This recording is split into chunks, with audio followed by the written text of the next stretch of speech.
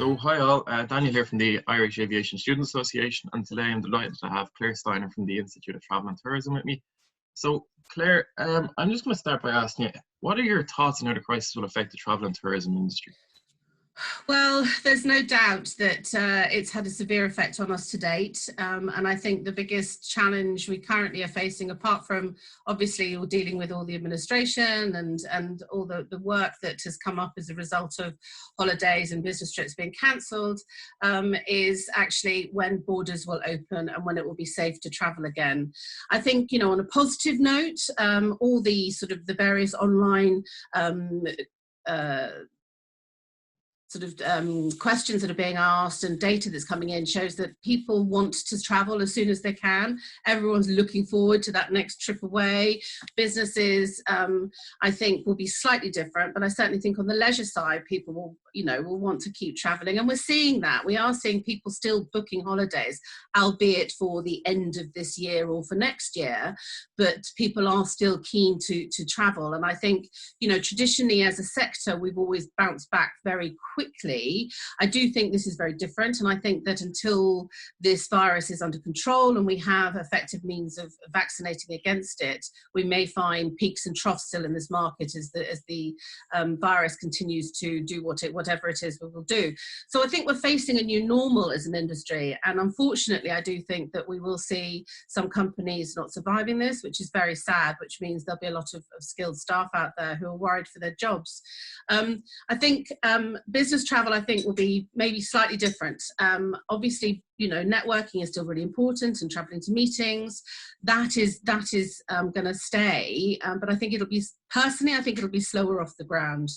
I think particularly given how well we are coping with online meetings, the virtual world of meetings, that will affect the way companies view their business travel going forward.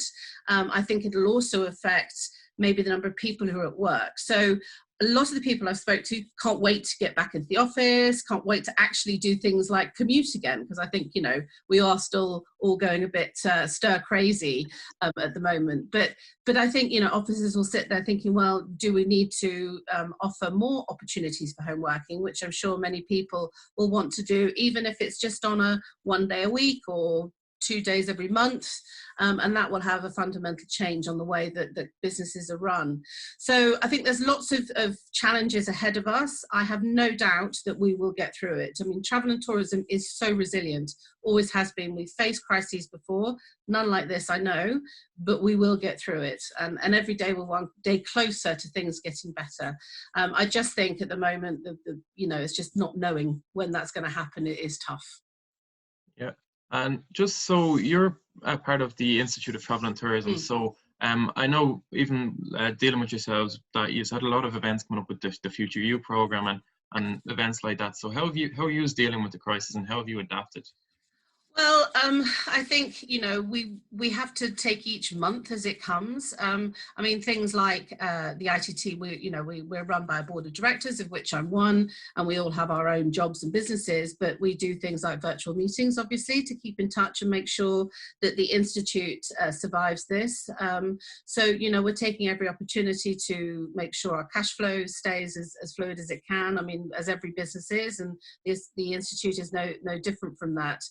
Things like our events, we've already had to postpone our annual conference, which takes place in June for obvious reasons. We have actually pushed it back to the end of September. So we're all hoping that, that can still go ahead, but it is a bit of a moving feast. The Future You programme will continue. It's still incredibly important. It's one of the main focuses of the ITT. We sadly had to cancel our very last one of this academic year, but I suppose in some respects the good thing about Future You is it tends to follow the academic years. So actually, hopefully by September we'll be able to look at putting some more of the events on. But again, we have to wait for government advice. We don't know how long social distancing will carry on for. So myself and my 2 other board directors who lead on the Future You initiative are already looking at ways that we can,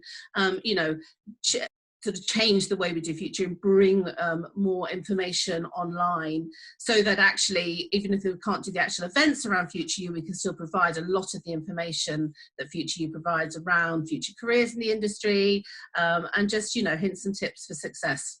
So watch this space. Perfect. And then just on the future of the travel and tourism as a whole, and aviation as well, if you can discuss that. How do you see the industry looking in maybe 5 years' time, or how long do you see it taking to bounce back? Oh, well, I think that's impossible to say. I really do. I wish I could be more, it'll, you know, by February, by Christmas, it'll all be back to normal. I don't think normal will ever happen again in terms of what the old normal was. I think that, as I said earlier, I think people will travel. I have no doubt about that. I think we'll see over the next 3, 4, 5, 6 months a big focus on domestic tourism. I think a lot of people will take the opportunity once we can get out and leave our homes again, or maybe just going and exploring our own wonderful countries, which of course many people don't. And I guess we're lucky, certainly in the Northern Hemisphere, that it's summer coming. So even though, you know, I mean, Ireland and the UK are the same in that we have that, we're never quite sure what the weather's going to be like, but at least I'm hoping there will be opportunities. And certainly reading the travel press and the interviews with various airlines, you know, their hope is that they can start to fly again, maybe having some form of social distancing on the planes themselves, so that we can get the people moving again.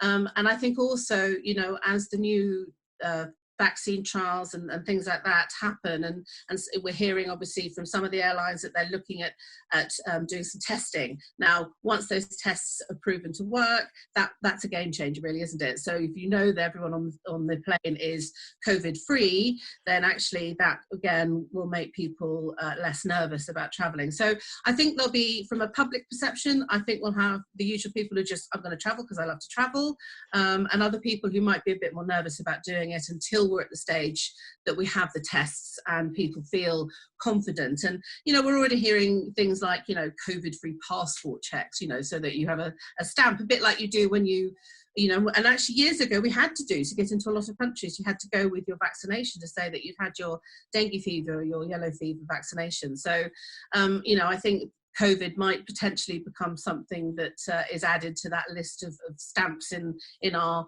medical passports, if you like. So that's something that will happen as well. Perfect. And then just finally, so I know I asked Andy ITT focus a lot on students. So have you any advice to students in particular, but anybody in the travel, tourism or aviation industries, just to get through this?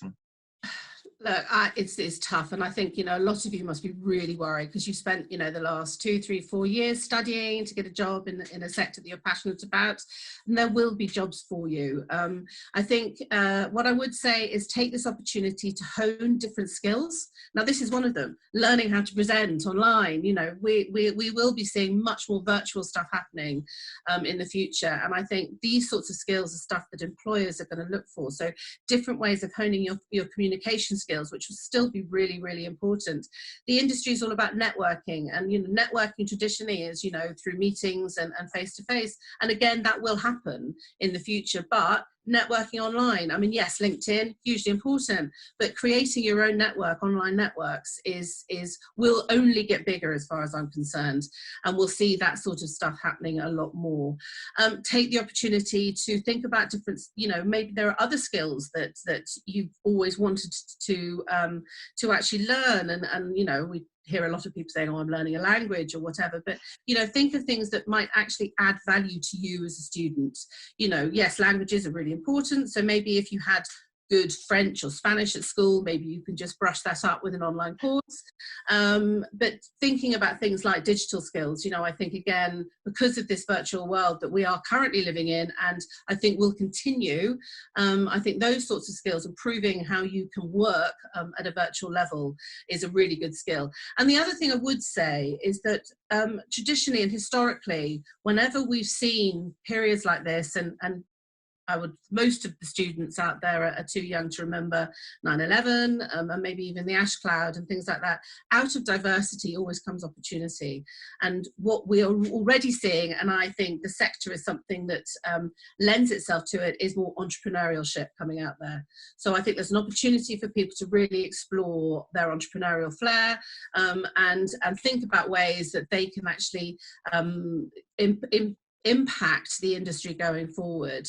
It will be different, the world of work, and as I said, I think, you know, your generation, the people studying at the moment, are really well placed for stepping into that gap that there will be at the end of all of this.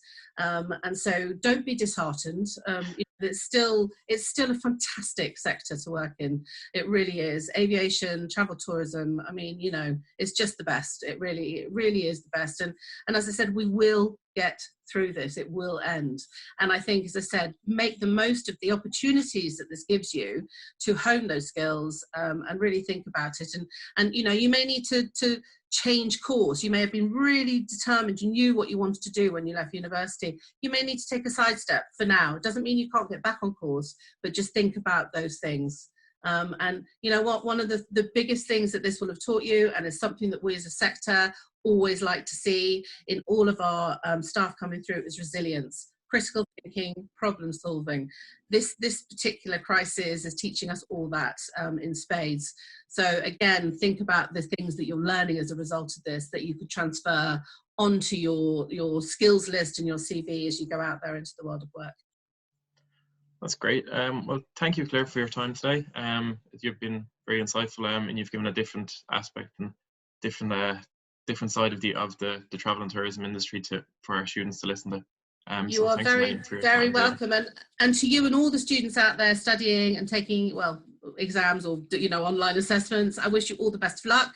I look forward to seeing you all at events, virtual or face-to-face, in the next couple of years. And you know, just try and keep smiling, stay healthy, stay safe, and just remember, you know, we're one step closer already to the end of all of this. Perfect. Thanks, Claire.